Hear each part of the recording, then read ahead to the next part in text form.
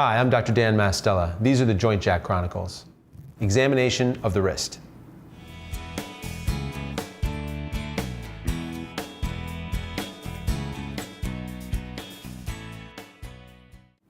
We're going to discuss how to examine a wrist, or at least one way to examine the wrist, not the way.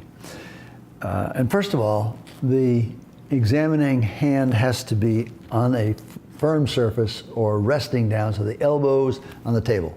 Otherwise, the patient is holding the entire apparatus in the air and there's muscle pull throughout the hand. But if you get the elbow down, then the muscles can be relaxed.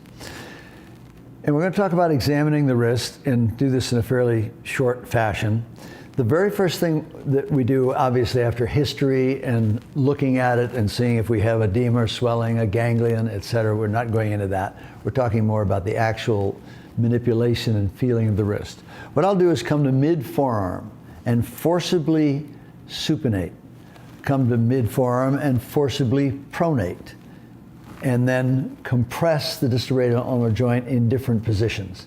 Now what that does, those three, very quickly, you notice the hand was just kind of lying here. There was no loads on the carpals or any of the things distal to the distal radius.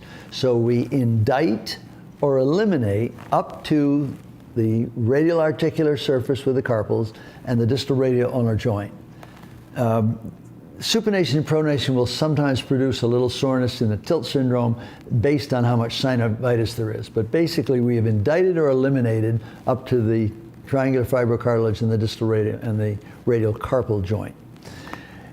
We would next look at stability of the ulna, whether the ulna is hypermobile compared to the opposite side. Is there synovitis in the distal radial ulnar joint? Are you dealing with anything between the ulna and the lunate? And that's the first part of the exam. So you've kind of cleared it to that point. Now we move on to the wrist itself. And the first thing is loss of passive flexion. If this wrist comes down like that and the other one drops another 20 degrees beyond it, probably organic disease with passive flexion loss. That's not true of passive extension loss, but it is true of passive flexion. The next part would be a finger extension test, where we passively flex the wrist, actively extend the fingers, have the patient do it as hard as they can, and push down on the PIP joints. You don't want to get out onto the tips. The mechanical advantage is too great, and moving into the base, the mechanical advantage is too little, if you will.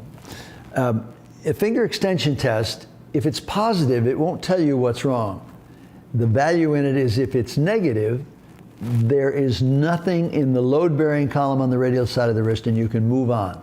It means that you, from the index and middle metacarpal, capitate, scaphoid trapezium, trapezoid, lunate, and radius are all pretty clear that you don't have something in the load-bearing column of the wrist if the finger extension test is negative.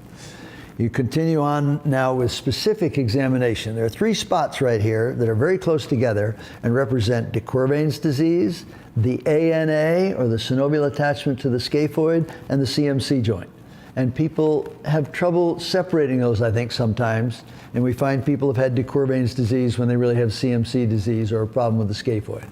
They're very close together, about a centimeter apart, but very easy to separate when you palpate. The scaphoid shift test, we won't go into the details of the test, but basically this determines whether the scaphoid can shift abnormally compared to the opposite side, compared to the physiology of the age and sex of the patient. We would go on to malaligning the index and middle metacarpals, piano keying, if you will, or extending one and flexing the other, and that will clear or let you know that you probably aren't dealing with a carpal boss, the localized degenerative arthritis that occurs usually from an ostealoidium at the base of the metacarpals.